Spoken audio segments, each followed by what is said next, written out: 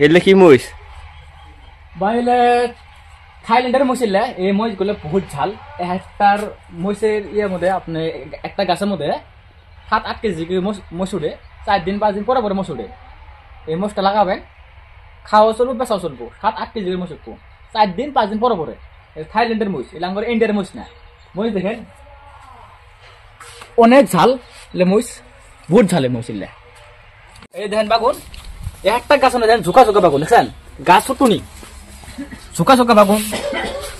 আপনারা যদি খেত করেন, আমার আসলে বিছন আছে, আপনারা নিতে পারবেন। নিলে অনেক বাগুন ধরবে, কোনো পোকা ধরবো না। আপনারা বেশি একটা সার গোবা লাগবো না, মোটামুটি সরকারি সার দিলে আপনি চলবো। দেখেন বাগুন দেন, একটা গাছে দেন 20-25 টল বাগুন ধরবে। দেখছেন বাগুন, এই দেখেন সুন্দর। আপনারাও খেত করতে পারবেন, কোনো টেনশন নাই।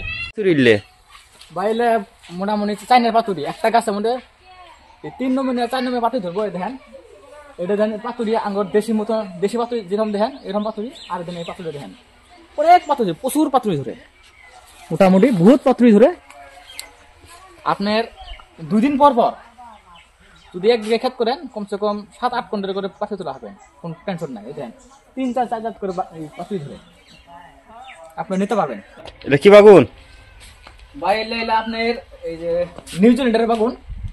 এই বাগুন আপনার 1 দিন পর পর একটা গাছের মধ্যে 4-5 কেজি বাগুন উঠবো। এলে বাগুনে কোনো পোকা ধরবো না, একবার ওষুধ করলে আর ওষুধ করা লাগবো না। দেখেন বাগুন দেখেন, এই দেখেন বহুত বাগুন আছে, আমরা প্রতিদিনই খাই। এই প্রথম ফুলাইছে, আরো গাছ দেখাইতে আছে।